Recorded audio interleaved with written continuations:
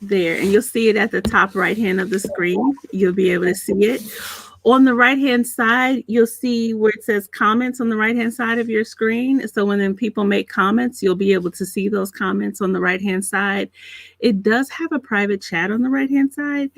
I will not notice it while we were talking. So text me if you have something to say to me privately. Don't put it in that, because sometimes people send stuff to me and I'm like, oh, I'm sorry, I did not see it. Tell me again how to share it on my on YouTube. So I just not on your YouTube. You have to share it on Facebook. I don't know how to share it on the YouTube. Okay, copy the link and share. Got it. Okay. Yep. So are you on Facebook? Nobody's here yet, so we can talk about this stuff, right? I am on Facebook. So you should, if you go to A Healing Paradigm, if you just put in search Add a Healing Paradigm, you should be able to see our page. And then you'll see that we're live. And then just share that to your page. Yay. Okay, one second. A Healing Paradigm. Why does it say we're having trouble playing this video? Maybe it's me on this end. Yeah, I see it. I see me. Oh, okay. Well, good. Oh, now I see me. Okay. 1 second. I'm just, how do I share? Okay, share. I try to figure this out every single week. I'm like, wait, what am I doing?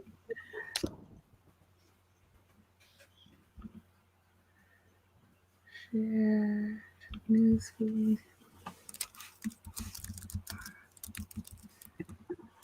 I'm coming, everyone. Okay. You got it? Yes. Yay. So we got it at the same time. Good afternoon, everyone. My name is Dr. Ifetayo Ojelade. I am here in Atlanta, Georgia. I am here today with my guest, Wambui Njuguna-Räisänen. Now I'm going to say it again. Wambui Njuguna-Räisänen. Am I saying it right? Yes. No? Yes. It was good. It was close enough. Okay, say it for me. I know the Wambui. I got that part, but Wambui Njuguna-Räisänen. Räisänen. Okay. There you go. You got it. Wambui Njuguna-Räisänen. Okay. Yes. And Wambui is a wellness advocate for Black Indigenous people of color. And she is joining me from Finland. Thank you for hanging out with me, sis. Thank you so much for having me as well. It's a pleasure to be here. I am so excited about this conversation. I say that every week, and I think it's because I come up with the topics, and so I'm just excited about all the conversations. Yeah, it's a good one. It's a good one, and it's a timely one, and it's one we absolutely need to be having. Definitely. Okay, so I know one of the ways that I saw you is because you, part of what you do is I can actually say Ashtanga yoga.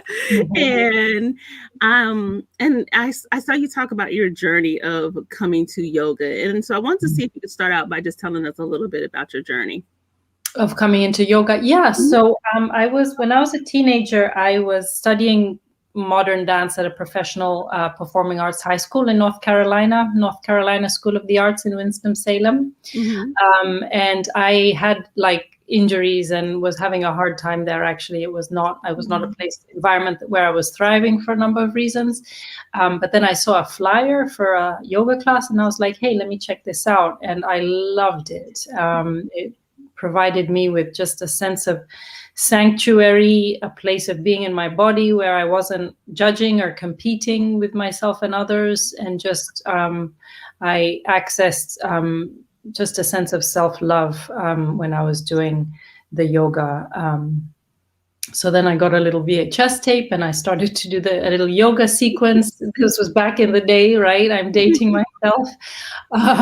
So then I started to do the little video in my room, and it was just transformative. So I kept doing yoga throughout college and then into grad school, just kind of here and there at the different yoga classes that our school's gyms would offer. And I just found that they helped me sleep better. They helped me focus, and just have that sense of returning to myself in a way that was healthy, in a way that was positive, that affirmed this self-love that I wasn't seeing it reflected so much out in the world and in my place in the world. But then it wasn't until I was in Abu Dhabi in the year 2008 that I came across Ashtanga yoga. That was going to be my next question. How did you get to that? Right. So I was teaching English in Abu Dhabi, and my boss at the time, we kept running into each other at these different yoga gatherings in town, and she sent me a flyer to Ashtanga yoga, and I was like, okay, cool, I'll try it. And at first I didn't like it because it was very confrontational, and I was like, oh, wait, I thought yoga was supposed to help me like relax and be, a little slower. And the pace of Ashtanga, it reminded me of dance class. Like, oh, I have to kind of perform and get all these asanas, these postures correctly. So it was kind of familiar in a way due to my dance background, but also confrontational in a way. So it wasn't love at first sight, but it challenged me enough in a way that was different from dance that I was like, there is something here I need to sit with. There is something here that I'm going to be able to access the healing that I need so desperately. So let me just sit with this. And so that's what I did.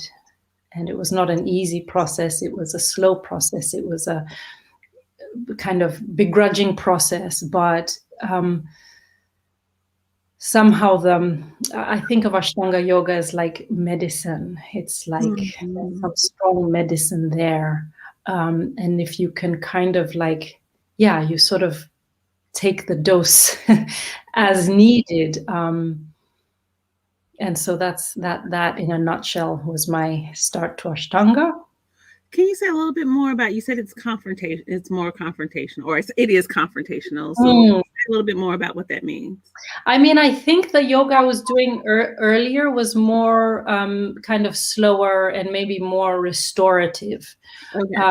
So this was certainly the most, let's say, physically challenging form of yoga I had come across. Okay. And so that was my own, like, wait, I thought yoga was supposed to be slow and a little bit more relaxing. Like, what is this? I have to like actually like do push-ups and like, like work hard. So I think that was just that my entry point into yoga was like it was like a counterpoint to the strong physicality of my dance training.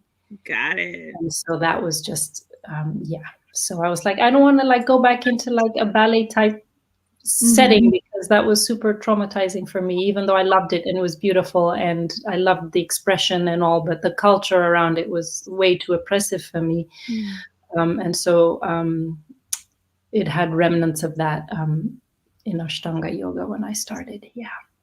That's so interesting because when I first, probably like the first maybe 10 years, I started just playing with yoga, and it was really, out of practice wouldn't even be the right word. It was playing. I would go to classes and like just hang out and this is fun. And it was kind of very, I mean, I guess looking back, some of it was kind of just restorative yoga, which is good. I mean, I definitely think there's a place to that. And then I showed up in vinyasa and I was like, whoa, this is different. It's a different thing. Everything was quick and fast. And I was like, oh, okay, so this is different. I was, that was wow. So what made you stick with it then? If it had remnants of like a reminder of ballet? I mean, and so in that way, it was familiar to me. Like I was familiar to hard physical work. And so it was somehow also familiar, even though I was searching for a more kind way to be with myself and my body. Why did I stick with it? Just because I think I had reached such a point in my life, it was my first Saturn return, like 28, that I was really struggling with life, and coping mechanisms were not productive and healthy. And so That's why I stuck with it. It was kind of like, come on, Wambui, like, are you going to keep doing what you're doing that you know causes more suffering, or are you going to try to find a new way you can be in relationship with yourself? And the yoga was presented to me at a time when I really needed it. So I kind of like held on to it like a life raft.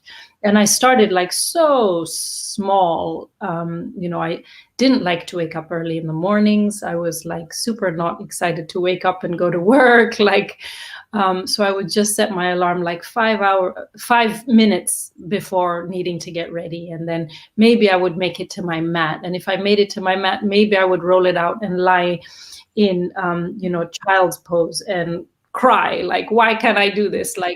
But it was that like, come on, Wambui, you did something. You woke up earlier. You went to the living room. You got out your yoga mat. You went on there. And so maybe tomorrow it'll be different. And then some days I could do like the sun salutations, and some days I could do more and more. So it was just this very slow, gradual rewiring of daily habits, starting with my asana practice. Yeah. So the first time I heard you talk, one of the things that you talked about was people taking responsibility for their own yoga practice. I never heard anybody say that before. And I was like, oh, is that what we're supposed to do? We're not supposed to go to class and pay $20 for a class and let somebody else tell us what to do? And I was just, I was blown away by that one comment. And so when you say that to people, what do you mean by people taking responsibility for their own yoga practice? So, I mean, it depends what yoga means for you and what the reason why it's in your life. Ultimately, yoga is like what you do on the mat is just kind of like an expression to how you show up for the rest of your day and for the rest of your life. And so it's really taking responsibility for your own healing and your own journey and your own path and getting clear on your purpose in the world. And one thing that I notice in the West is that when things are so divorced from the source, that the yoga, going to the yoga class can be something you consume. And it can make you feel good. You can get your workout. You can have the kind of like nice, friendly, peaceful vibes. But it can be something that you just do for that 60 minutes or 90 minutes and then pack up and go and disassociate from, you know what I'm saying? Like, so especially if yoga is taught in gyms and I'm not saying necessarily that there's no benefit in those, because you can get the endorphin rush, you can get your exercise and feel better. However, certainly like feeling like one is responsible for one's own healing journey is absolutely an essential factor of the practice. And I think that is something, so kind of just diving into this whole conversation about decolonizing yoga, I think that's a significant kind of foundational way of thinking about yoga, because I do see, this is my experience.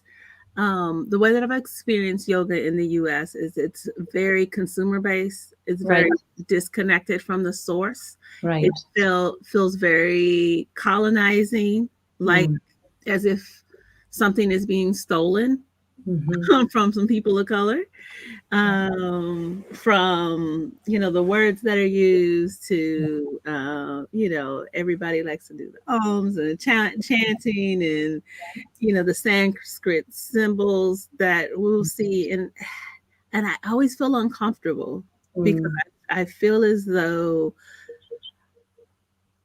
there's a commodification of someone's culture, as opposed to this is something that I am doing for a healing of myself. And I haven't known what to do with that. I just thought it was just me. No, it's not just you. This is a total textbook example of information theft and cultural appropriation and whitewashing and erasure that so many South Asian Americans are kind of up against, or working to reclaim what is theirs, inherently theirs. And so it's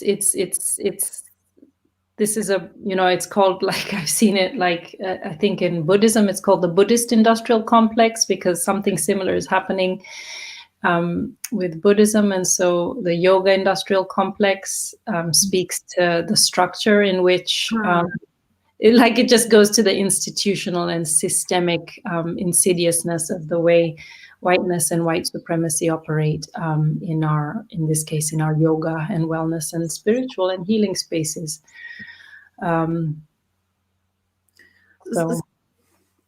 So what are some examples of what you've seen that is an example? Like when people say, I mean, I don't know if these seem like heady things that we're saying. Like, so when you talk about the yoga industrial complex, which I like, because I hear that in terms of prison industrial complex. It makes it in the context, right? So, like, what would be examples of that? I mean, examples of that are, just who is representative of who a yoga teacher is, right? Which yoga books are the best sellers on Amazon? It's not South Asian authors. Wow. It's going to be white folk, right? And so, and I'm not reducing the argument to be like, it's not so simple to be like, white folk can't do yoga or write books about yoga, but it's, do the white folk who are benefiting off their white privilege understand that? And have they done enough internal work to push back against the white-bodied supremacy, as Resmaa Menakem talks about, right? And so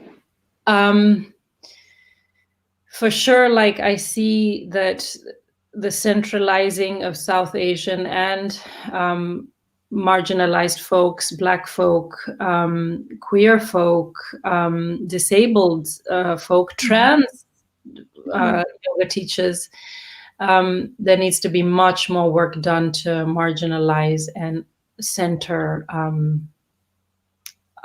those of us who operate in marginalized identities. So I had this experience one time, and I kind of told you a little bit about the yoga studio that I go to, and I enjoyed the studio. I haven't been since the pandemic, but the yoga instructor, the owner of the studio, she's very good. I'm not going to take anything from her. I remember the first time going, and I was like, this skinny white girl can't teach me nothing. And I was like, all right, she got I was consistent with her. I was very, very, very impressed. Oh, I'm happy to hear that you had a good experience. Yeah. So that one-on-one experience with her in the classes that she specifically teaches, great. I mean, but this is the yoga studio where, they've got like 5 locations now, and classes, you have to make reservations because they're full and all that kind of stuff. And I remember saying to her, because she's a small, probably an extra small. I don't know if you can see me. I'm not a small. I got Black girl booty, breast, all the Black girl stuff. I am full of all of that stuff. Nice. Abundant. And so they sell clothes in the studio. And I remember saying to her, because I would go through and there's like cute little things, and I would have bought something. And I said to her, why are all these things in smalls? Right. Her response to me was uncomfortable, and she didn't mean anything harmful by this. She said, and I said to her, you know what? I would buy something if these things were in my size. And she points out, like, at this point, I've been going to the studio for 4 years. So she points out that I am consistent. She knows who I am. And she says to me, well, I wasn't trained on how to sell the merchandise in other sizes or something like that. Okay. Does that require special training? I did that to her in year 1. It's year 4. I guarantee if I go in there today, the majority of the sizes are smalls and mediums. Oh, and then what she said to me, I think the first response is, well, one of the things that I realized is if I don't sell the stuff, at least I can wear it. And then she came to me with I wasn't trained to do this. And so I've never bought not one thing out of there because stuff don't fit me. Right. Yeah, that's a classic example. And I'm glad you brought it up. Around like, what is the image we have of what a yogi looks like? Mm-hmm. Right? It's not going to be somebody who's more abundantly sized. Certainly now you see it, and I'm happy for that. Like certainly pioneering folks like Diane Bondi, as well as Jessamine Stanley. Yeah. I'm happy to see they're occupying more space in the industry, but like totally, like that is such a classic example of like yogis should be small and skinny and it's just, I mean, from a business sense, it doesn't make very good business sense because you're leaving out so many people who would want to buy like yoga leggings at the studio, like you illustrated, and then it's just like total erasure. So that's another way, absolutely, that this sort of like very exclusive, exclusionary outlook happens in our wellness spaces. So how have you been working on transforming that in wellness spaces? So, when I came to Finland in 2010, so my husband is Finnish, and we decided back then that I would move. So I was living in Abu Dhabi, and that I would move to Finland because I didn't have it just made sense at the time in our lives. And so as soon as I went there, and Finland is an extremely white, dominant, homogenous country. And still I was like, well, where are all the Black people in the yoga? Like, I know we're out here, like, like even like just, but it was so just clear and stark, like that these spaces, we weren't showing up. And so that was always a question in the back of my mind, like, where are Black folk? Like, for my wellness and healing, I need to be in community with Black folk. So where are they? So that was a question that was always in the back of my mind. It wasn't until 2018, 2019, there was a report done about the EU countries, and Finland was like number 1 in terms of like most racism experienced by people of Black African descent. Interesting. Right. And so then beginning that year, it really became the focal point, like where I began to ask the question, who isn't in our healing spaces and why? Who gets to breathe literally and metaphorically in society, and who literally and metaphorically gets the breath stolen from them? And of course, with 2020 and BLM going global, and of course George Floyd and Ahmaud Arbery, and of course Breonna Taylor, and so many before and after them, I should add.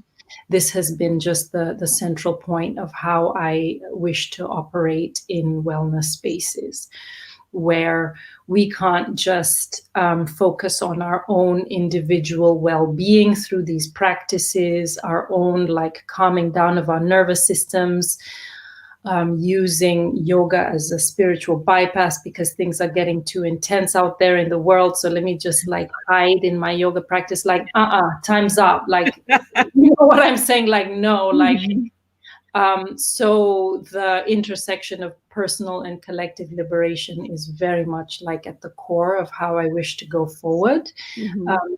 in teaching and holding space for folks, as well as just what we teach in yoga spaces. It's not just going to be like anatomy and philosophy, which is all beautiful and great, but we need to expand our curriculum around what constitutes like yoga education and what is relevant. Wow. There's two things that stood out to me is when you say like who gets the breath and who gets their breath stolen from them. Because I mean it's a great metaphor for yoga in and of itself, but then also, yeah, I mean, yeah. Who needs to breathe easy in those yoga spaces, or who is going to be hypervigilant about like, is somebody going to touch my hair? Is somebody going to make a comment about like my body shape and like why I can't do something? Or is somebody going to give me an alignment cue that my body can't do? You know, so all these ways in which we don't have the luxury of just turning that off. Right. Taking off our race goggles and being like, okay, now I can just totally focus on the practice at hand. Mm-hmm. So, yeah. I mean, and I think I told you this, that happened to me where my yoga instructor was cueing us to lay flat on the ground, right. and right. And she was telling us to press, like, lay flat on the ground and press the lower part of our back to the ground, and I was like, not happening. It's not going to happen. Yeah. No, I've heard that cue. I've heard other women of African descent say the same thing, like about that particular alignment cue. And so, you know, it's this kind of education, like formal education, that is missing, is lacking in current yogic pedagogy. So it's not going to serve folks who don't have a quote unquote standard human body, which is white. You know what I'm saying? Like, so this is what I talk about when we need to really get like very clear about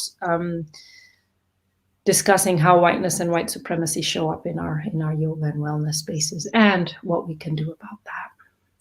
And then you also talk about spiritual bypass. And I think that is something that people don't talk enough about, is that concept of spiritual bypass, because I see people over and over again.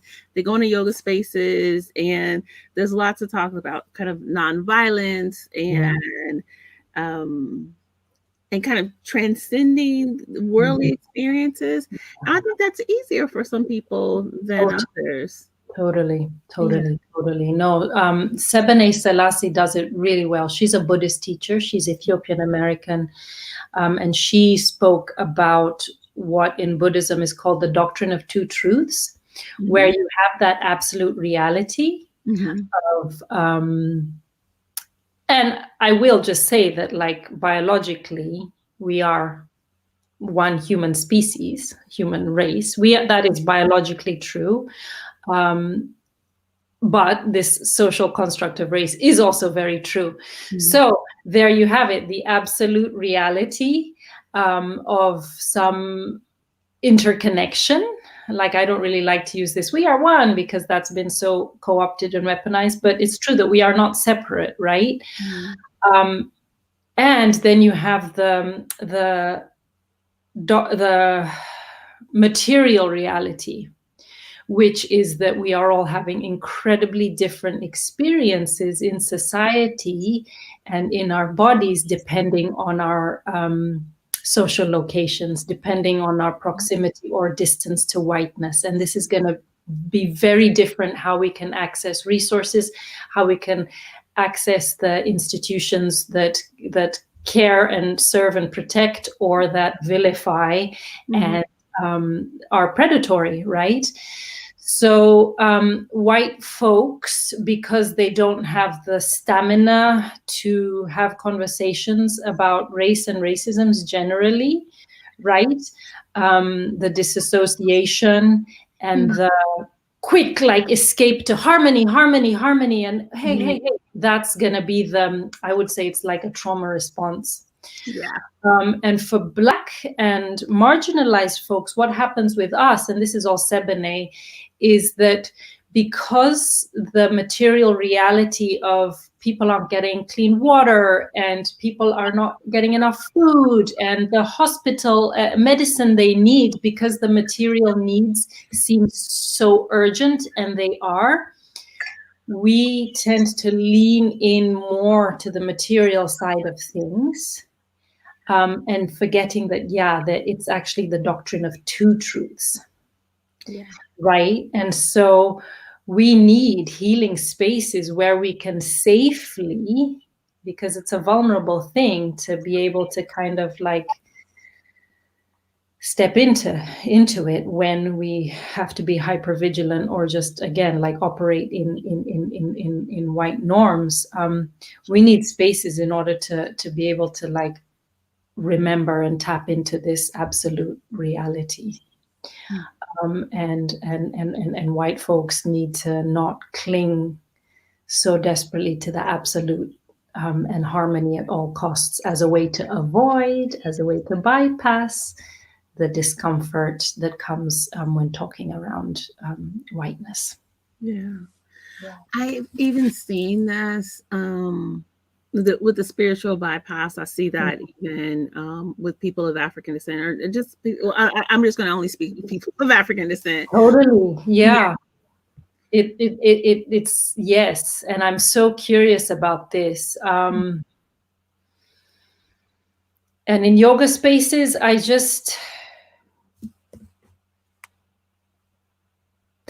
so curious about this spiritual bypass for people of African descent. Like, I want to know like what the reason is. Is it to somehow belong in these spaces that operate in white norms? Is it because the yoga teaching has been passed down through the white lens? So that's the understanding, certainly in the US and the West, many folks have around what yoga is and what yoga teaching is. Is it because it's trendy on social media and that gets attention? Is it our own way to avoid the pain of looking at our own internalized racism? Is it our own, like, I mean, it gets deep. Anti-Blackness is it's not just present in white-bodied people. No, not at all. I remember hearing someone who's a Buddhist, it's a brother, and he was talking, and I remember thinking, wow, this is spiritual bypass. It was a good example of that. And I am curious about that too. I think I conceptualize things, and my staff teases me all the time. I think everything is trauma based. So when you said the avoidance piece, I'm like, it's trauma. Like, so it's trauma, sis. I'm with you. It's trauma. It's the trauma of and I just took Resma Menakem's cultural somatics course. Where he talked about the hip theory. Have you heard of this one? No, the hip theory? Hip theory. So historical, intergenerational, persistent, institutional, and personal. So those were all the different ways that trauma can show up. Wait, persistent, personal, historical, intergenerational, institutional, and personal. Personal and persistent. So it's ongoing. I like that. Yeah, it's so good. It's so good. Go to like culturalsomatics.com or resma.com. Okay. It was so good. You have my grandmother's hands? I'm sure you do. Yeah. So he yes, exactly. That's on the way. Put it in the chat for people. Okay. Go ahead. I'm sorry. So I really recommend going to check out Resma's offerings, Cultural Somatics. He's doing very interesting work around trauma and racialized trauma for Black-bodied folks, for white-bodied folks. Which reminds me, I just need to do some land acknowledgement for speaking about erasing and invisibilizing people. And this is something I've started doing in my yoga spaces, is just honoring like the land, whose land our feet are on. So I don't know if you know the indigenous, the name of the indigenous land, that Atlanta, Georgia, what's now called Atlanta, Georgia. But you could go look, it's a Whose Land. It's an app and a website. So we could also put that in the chat for folks. Okay. What you do is you type in your zip code or your city name and you find the name of the land, the indigenous. So I know that we're on, where I'm sitting right now is Muskogee land. Okay, cool. Muskogee and Cherokee. So my people, so thank you. So that was actually an ancestral thing. So I always acknowledge that that I descend from people of African descent, and my First Nations ancestors is like, look, sis. You gotta get all of them. You gotta get all of them. It's important. So that's another way we can decolonize yoga spaces, is by being very explicit that like something happened to the native people. And it's by design that today there's still this invisibility. So I'm in southern Finland. It's not exactly Sami land because the Sami are further north. So I just say I'm south of Sami land. South of Sami land. Yeah. Wow. So yeah, where were we? Trauma. Yes. Resma. Yeah. And I'm sorry, I was trying to look it up. Okay, I'm back. No, go for it. I'm on the website now. I'm like, oh, wait a minute. It's a great website. So it's like, I think Canadian based, but they do for the whole Northern Hemisphere. Yeah, I can see. Wow. Okay, so that's great. Okay, so go back to Resma and trauma-based healing. Yeah, no, I just absolutely just recommend folks to check out his work and his offerings. He's doing very interesting work. And the aspect of trauma is something that I hope as a collective, as a big society, can become a more trauma-informed society. It's going to take a bit of time. And where else are we going to be able to start healing from trauma than in our healing spaces? Yes. So if our healing spaces are not trauma-informed, there's going to be a limit, I would say, to the amount of healing that can actually be done. Mm-hmm. And the amount of trauma resolution that can be done, and certainly the amount of trauma resolution that can be collectively done in groups. Okay, so that go ahead. And this is not to take away from the efficacy of yoga as traditional, ancient, or traditional is kind of a loaded term, but as like a old indigenous wisdom, right? That is inherently trauma informed, the yoga itself. So I just want to speak to that, right? Like we are not adding anything to the yoga itself. It's just really like the culture and the environment, and as well as just recognizing that colonialism has ongoing ramifications. Colorism has ongoing ramifications. Casteism, be it in South Asia or in the US, this is stuff that's happening now. And so if we can bring like our understanding and awareness of all this into the practice and the culture of yoga, then I think you have and trauma awareness, then you have a very potential opportunity for healing and trauma resolution to happen. So it sounds like a couple of things. It sounds like then shifts have to happen to the space. Yeah. Shifts have to happen with the instructors in ways that yoga instructors, since we're talking specifically about yoga, yoga instructors are trained, but then also a sense of empowering folks so they know what I don't want to say know what to expect. Like, so I could show up in a yoga space and know something doesn't feel right, but I don't know necessarily how to say it or what to say. Yeah. So giving people, maybe giving people vocabulary or just validating people. Where it's like, no, it's not just you. Absolutely. No, I'm so glad you said that in terms of student empowerment. And that's one pillar of trauma-informed care is patient. In this case, it was in the clinical sense, medical sense, patient empowerment, but I just changed it to student empowerment, yoga sense. And it's so interesting you said that, like you go in, you don't have the words for it, but you know something is not feeling right because your body knows. Your body is responding to something that maybe is historical, maybe it's intergenerational. We don't have words for it because it's decontextualized. So it then just looks like a personality thing or a behavior thing. And like, what's wrong with me? How come I can't get with the program? But, and this is exactly what Resma talked about in his course. So providing language as well as creating culture in a way that is much more trauma-informed on all these levels. And so it requires, I think, just like awareness, yes, but formal education as well.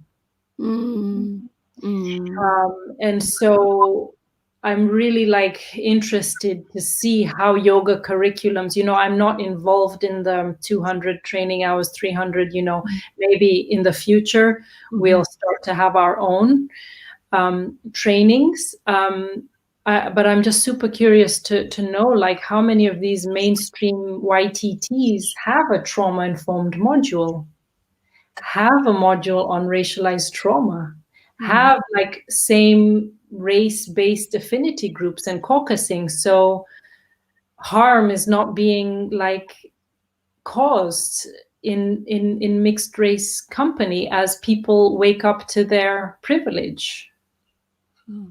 You know what I'm saying? I know exactly what you're saying. I'm like, yes. Okay. So wait a minute, in Kikuyu, or I don't know, this might be a Kiswahili word. Okay. So on the West Coast of the continent, they say ashe, like it's like to give power. Is there a Kikuyu word or a Kiswahili word? Oh, Sis, you have me on the spot. I am not sure. I'm not sure. I'm sure there is, but I have to check with my dad. Okay, so that's your homework. I did my ancestry and I'm like 30% like from West and Central Africa, like 5 different ethnicities. Really? So I'm going to claim that Ashe is, yeah. I was only 13% Kenyan. Really? And your dad is Kikuyu? My dad is Kikuyu, so I would love him to take the DNA test to see like what his ancestry is. But of course, the Bantu is a much wider group. So yeah, I wasn't entirely surprised that there was some Central and West. But yeah, so Ashe, we can call the Ashe to what you just said. Okay, so trauma-informed yoga practice. So what does that look like? And you said you used the term, I think, racial trauma-informed. How did you racialized trauma, like just being aware of racialized trauma. So trauma-informed yoga, it can look like anything with a trauma-informed perspective. So for me, I got trained in the trauma-conscious yoga method. So a clinician, a clinical worker, I don't know, she has qualifications in mental health work, right? Okay. I'm not entirely sure what her titles are. Her name is Nitida Gesell of the Trauma Conscious Yoga Method. So I got trained up in her method. And so that approach is where you do kind of a more restorative practice with bolsters, with props, and you move kind of slower. And so that's been a really kind of good base for me, and I offer trauma-informed yoga in that framework. What's interesting to me, since I have, I consider myself an Ashtanga yoga practitioner and teacher, it's interesting to me now to work within the framework of Ashtanga yoga and bringing in the elements of trauma awareness. And I just need to shout out Wellness Yogini over there in North Carolina, Shayna. She's doing big work to make Ashtanga accessible. I've been learning like chair chair yoga with her. I've taken some of her courses and classes, so I've been kind of doing also my own. Sometimes yoga using a chair, which is great because you're at the computer. Oh man, I'm feeling so stiff. I have like 10, 15 minutes. Let me just do like a sun salutation using my chair. And that kind of incorporates the yoga into daily life in a really nice way. So yeah, I'm still experimenting, and I think the Mysore room, with awareness around consent and adjustments, maybe we are going to learn from history. That's a whole other conversation around giving physical adjustments. That's a consideration to take into account. Lead classes, I mean, I find it's a bit more challenging to keep a trauma-informed approach to lead classes, simply because if I'm kind of following on my count, my breathing, then the students follow on my count and my breathing as well. Mm-hmm. So I don't quite know like how much then students would be able to really notice what's showing up for them and moving at a pace that their nervous system is asking and wishing to move in. So I'm still, investigating that. But certainly, of course, like providing the poses, but not in a hierarchy, like saying, okay, we're going to do this pose. This is the pose. This is the final full expression of the pose. All the rest are modifications. That already sets up a value judgment. Like, wait, so if I can't do the full one, then I'm somehow like... So we wanted to reduce that sense of hierarchy in the language we use by just saying like, these are all the options. Option 1, option 2, option 3, option 4. And then no sense of like, this is the one, the rest are kind of offshoots of that, right? And even just like how a teacher is gonna model, like, why are you gonna model the full expression of the pose for like full beginners who will feel intimidated by that? And Ashtanga yoga has that reputation of being physically intimidating. So meet folks where they're at and do one option of the pose that a student is more likely to be able to achieve, right? And then again, that reduces the power dynamic between said teacher and student. Got it. You know what I mean? Like, we really need to work on these power dynamics that go on in our yoga spaces. And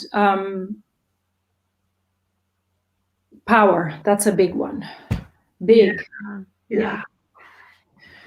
I want to push another one, and you might just be like, okay.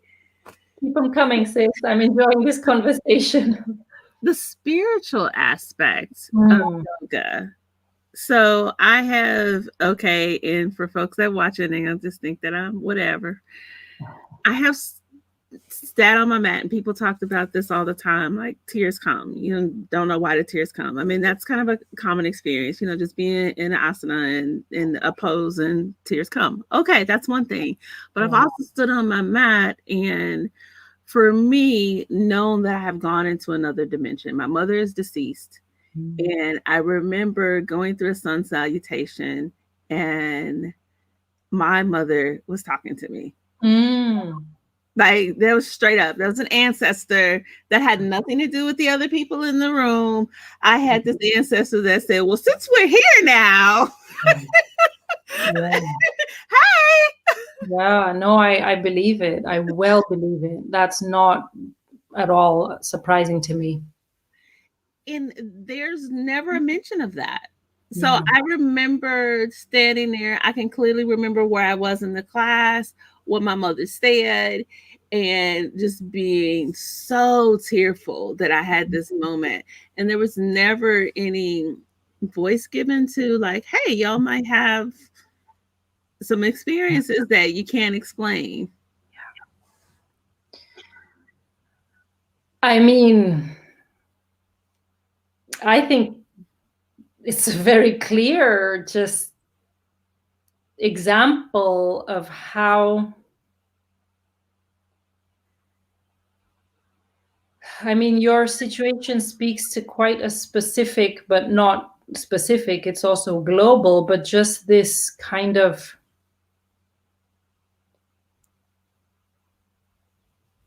Black folk, Indigenous folk,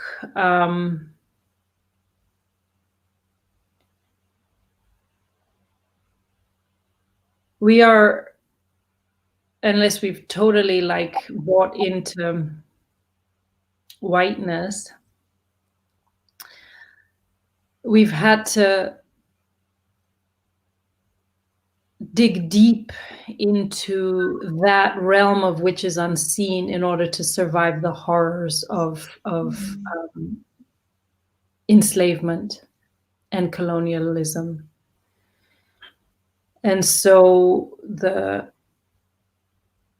speaking with ancestors, I think that link and that connection is much more, what's the word, established or alive. Whereas, and this I think speaks to the trauma response of that came with whiteness. So even if it came with societal privileges, it meant like, what did you have to give up in order to join that club? Yeah. And of course, if your ancestors have been the perpetrators of violence and you don't have ancestors that like, have, your ancestors were involved in rape and pillage and land theft and looting, like, there's a reason why there's so much disassociation with that. Yeah. And because you don't know like which energies are going to be lurking, waiting for you. And so that speaks to the point, and this is something as well that I'm much more developing more now in the yoga spaces, is about bringing your ancestors in. Okay, where we would be able to address your experience in a way that honors and sees you and just has a culture for that, where it's not weird or like, I don't know, like it's just like, yeah, of course. You know what I'm saying? Yeah. This is something I would like to know a little bit more on the South Asian side, like what role ancestors played, especially in yoga. And so this is something I'd like to investigate and have conversations more with my South Asian yoga friends. I certainly believe and feel that absolutely they did, again, because it's an indigenous practice. And so I would just like to know a little bit more about that. Does that answer your question? Yeah, it's and I know it's one of those things that's a challenge to talk about. And Michelle, I'm going to get you to your question in a second. Because even in my graduate training, so before I went to school to become a psychologist, one of the things that people would talk about is that, like, if people of color, if Black people, Latino folks, if folks talked about ancestors, then you might end up in a psychiatric ward. That you were mentally. And so then I remember in my graduate training sitting there, and there was someone that was talking about interacting with their ancestors. And I was sitting there with the chief psychologist, another psychologist that was my supervisor, and a psychiatrist. And the psychiatrist says, I don't remember the exact word she said, but something like, oh, that's just a cultural variance. And they were like, oh, okay. And they just moved on. And I was like, whoa, what? And so they were just saying, yeah, they said, Black people, people of color, they say that they talk to ancestors, it's not psychosis, and they moved on, which was actually an improvement. Yes, totally. Yeah. It was an improvement, but there wasn't any more conversation about it. And then as I got more training and as I developed spiritually myself, then I realized that there was this space, and it was where I started doing my dissertation work, where there are lots of folks that have this idea or have this experience of interacting with their ancestors, and they don't think it's a big deal.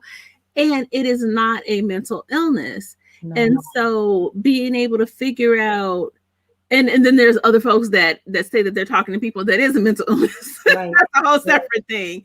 Right. And being able to make space for people to talk about that where they feel safe. Absolutely. Because even though I am phenotypically a woman of color, when people see me, as soon as I slap on the label of psychologist, they assume that I am going to think that they're mentally ill if they say anything about their ancestors. Yeah, no, I'm so glad you brought that up. And that again speaks to colonization robbing us of our indigenous African traditional spirituality. Right? And the role that Christianity played in demonizing and vilifying our practices. And that is still, I would say, that has a lot of healing to be done, where we cannot be afraid of who we are and what our ancestors did to connect with creation and to just move through the world in a way that was connected with nature and our own practices. We have a long way to go. That's what I would say, religious trauma.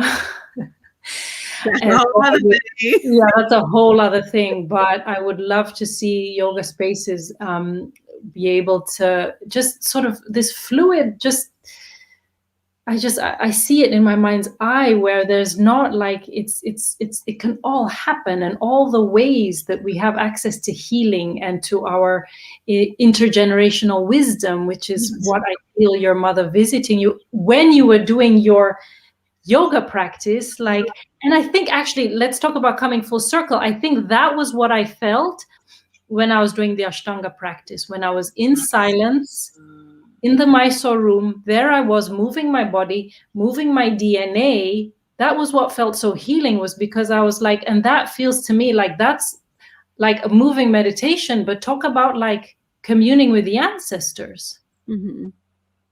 Getting to know like your body, like this is the size of my legs, like this is my dad's legs, this is my mom's this is my that. Like, your body is not your own body. Like, this is the culmination of all who came before you. So of course, in a physical body-based somatic practice like yoga, like that's ancestor veneration or communing. And so I think it's very natural, and I think it's wonderful that happened for you. Because where else? Yeah. I see Michelle's question. I don't know if you can see it on the right hand. I can't see it, so read it for me, please. Okay, I'm gonna put it up here. It's big. So it says, decolonizing anything is always an important conversation. However, we can't decolonize anything until we, African, Indigenous, and all oppressed people, overturn our relationship to our oppressor. Until we do that, we will always be in the tireless struggle of decolonizing all aspects of our culture, thought, and lives, and that have and will continue to be looted from our oppressors. Are you willing to speak on this? I feel like you did speak on this. What you say? I said, I feel like you did speak on this, but I don't know if you have anything else to say. I mean, I agree with you, Michelle. I agree totally. And I'm just constantly, my life is an exploration on this. How do you survive in capitalism that was built upon, your destruction? Exactly. Like, how do you survive? How do you pay your bills? How do you somehow like manage this construct that is not built for your well-being? what are the ways in which one is complicit? What are the ways in which one is upholding some of the harm in order to like make these decisions of like, okay, I need to take this job or I need to do that. So I don't think there is a blueprint for it. I don't think there is anything less than just the messiness of it. I absolutely agree that master's tools are not going to dismantle the master's house. Mm-mm.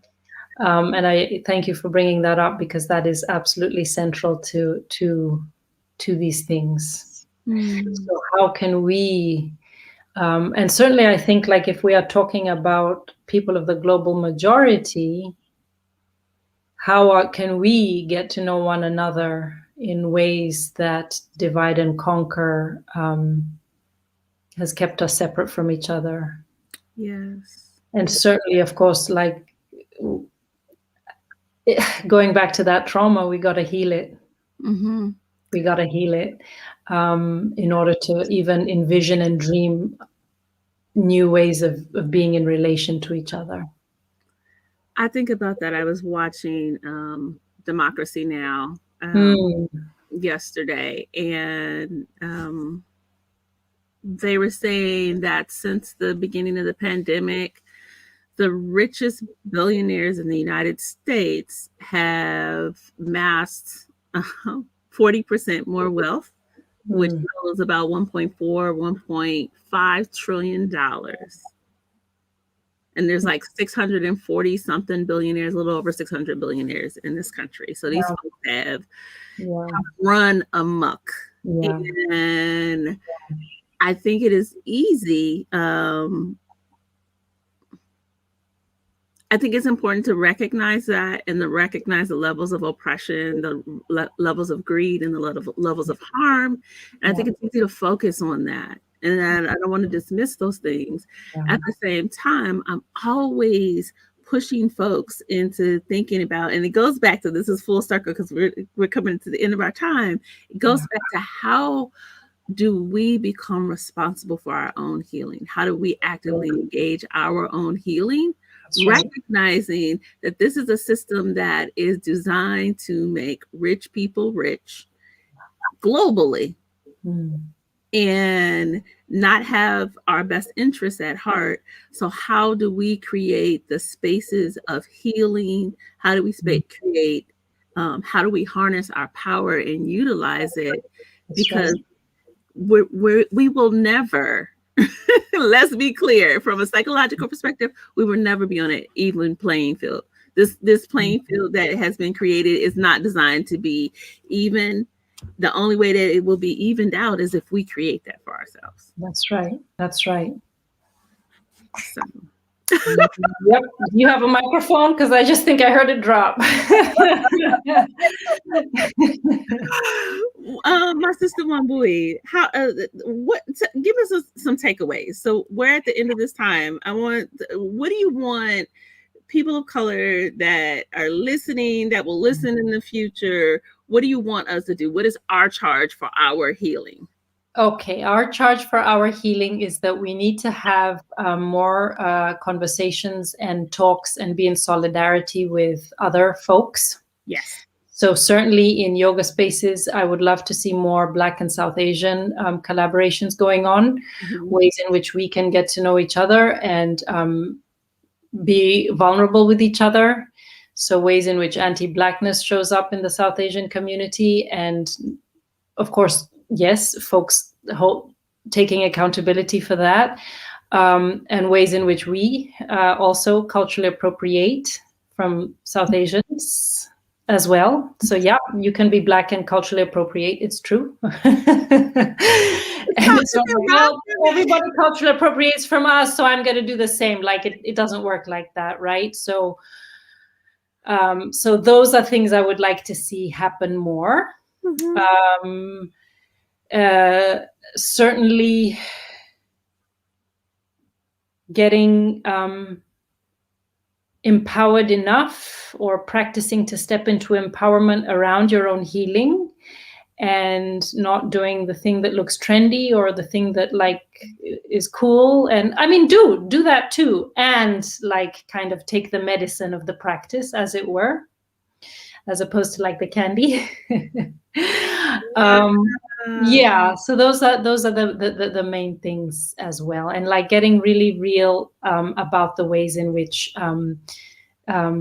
the system lives in us and what we can do to dismantle ourselves. You know what I'm saying? Woo! That's about taking personal responsibility, and not the way that you can hear that in oppressive situations where people are like, well, if they just took personal. No, but that's like ownership. I mean, at the end of the day, I am only responsible for myself and how I show up. Wow. And I can certainly be aware of the structures and how, you know, as I unlearn and, you know, unpack my own stuff, like I can be aware of the stuff that's going on around me, but I don't have control over that at the end of the day. I'm one person. So I just need to, you know, like, changing yourself within is literally a way to change the world without, right? You know what I mean? So it's like this kind of like inner quote unquote activist work, but in a way that is yeah, like I want to get more free on my time here. So I need to be real clear on the ways in which like my own social conditioning kind of puts the blinders on as well. And it's not comfortable. It's not comfortable. And let me tell you, okay, let's talk about that in kind of concrete ways. So I tell folks when it comes to your diet, yeah, when it comes to whether or not you exercise, who you're in relationship with, how you love or not love on yourself, all of those are examples of kind of that internalized oppression. And so when one is not taking care of themselves, then my argument is that you are in service of white supremacy. Yes. Yes. Because this system, see, I got when I say that. This system wants you to kill yourself. That is it. Food in your mouth, not taking care of yourself, not walking, whatever it is that you do that takes care of yourself. This system is designed to have you disconnected and not loving on yourself. That, oh, yes, indeed. And so loving on yourself is the greatest act of revolution that you can do, because it was not designed for you to love yourself. And so if you're going to be like, I love myself so damn much that I'm going to get the sleep I need, I'm going to eat as best I can, I'm going to drink as, you know, like water, like, thank you for having access to water. And I understand this is not something that we can take for granted, depending which part of the US you're living in, but just the things that you have control over in your life, feeding so much love into that. Talk about like middle finger to the system, because that is not what it was designed for. Nope. Nope. At all. No. If you are living your best, healthy, happy life, then you are a revolutionary. That's it. That's it. And I would like us to be revolutionaries together and heal in community together. That's also another takeaway. Once COVID is opening up the world a bit more, I would love to have more of these collective gatherings, because a lot of this trauma is also collective, right? So if folks were kind of traumatized collectively, then we also need to be able to heal collectively as opposed to just like individually. That's another takeaway. Yeah, definitely. My sister Wambui, she's at. I don't want to be over. I'm like, this is like, this is like, oh my God. This is such an amazing conversation. Thank you so much for having me. Thank you. Yeah.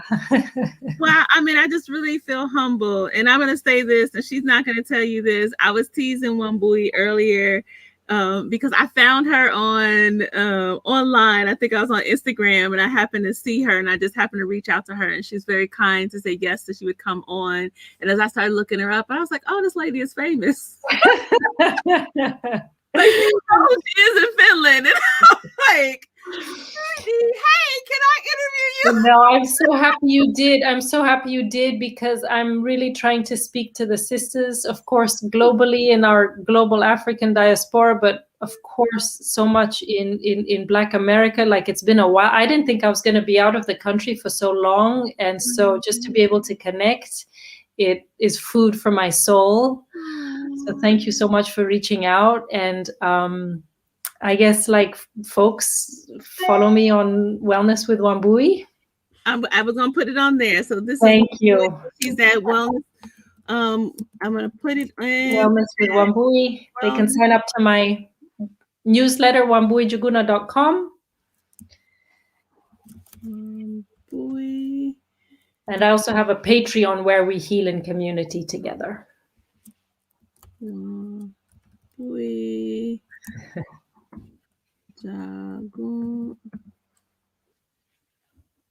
Njuguna.com. Wambui.njuguna.com. Yeah. Okay, y'all. Thank you so much, sis. Thank you so much. Right. Can we just take 3 conscious breaths together, if that's available, just to close? Yes.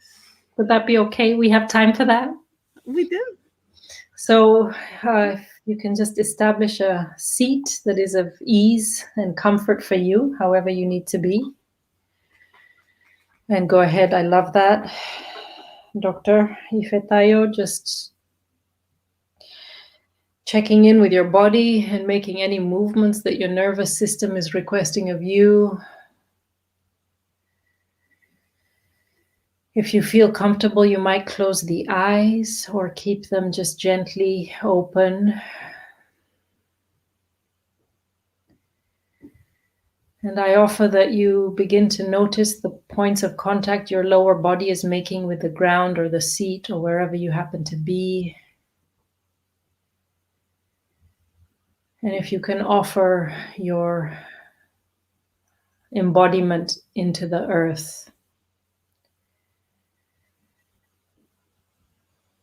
And just notice how that feels to allow yourself to be held by something bigger than you, by something stable.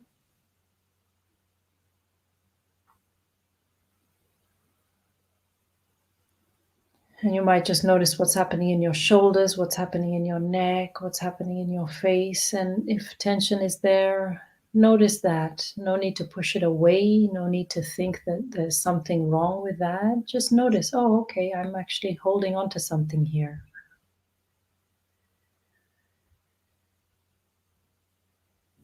And you might just notice what happens when you just allow for the direct embodiment to be, without fixating and micromanaging and manipulating it.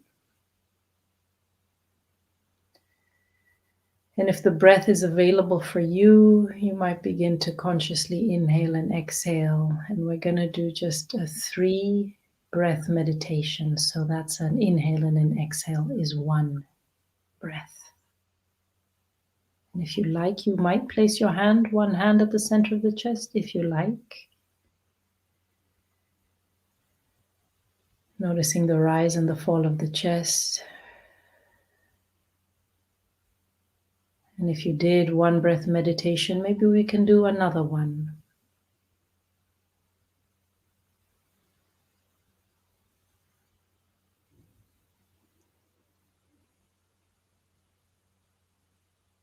And we might do another one.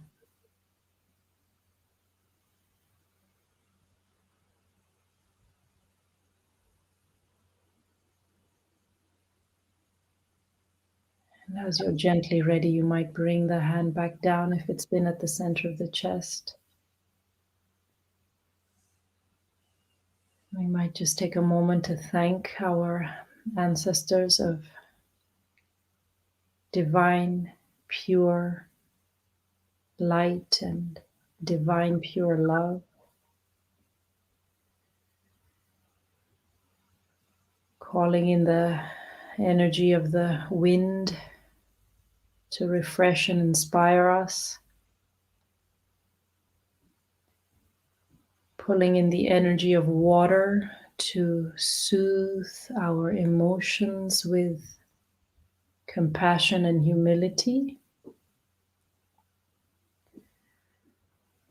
Calling in the element of fire to ignite and awaken and keep our passion burning, as well as to clear up and burn away all that no longer serves us.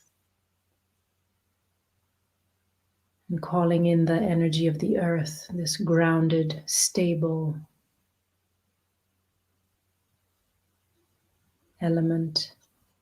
And we finally call in the element of our spirit, that unique spirit that was given to us at the moment of our birth.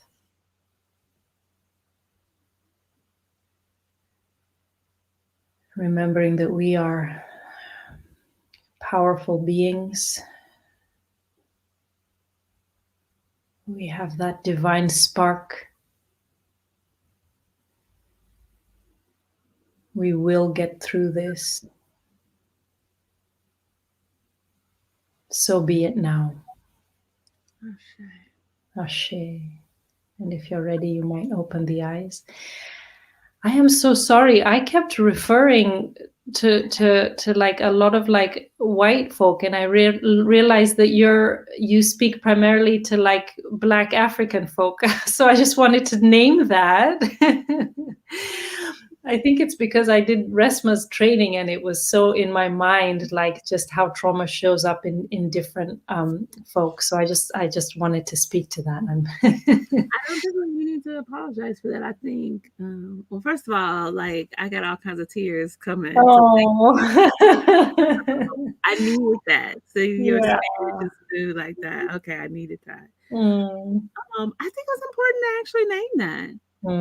What I try on this particular channel to do is to not center white people. So when we talk about racism and white supremacy, that's important. Constant conversation is about white people, and what that's important.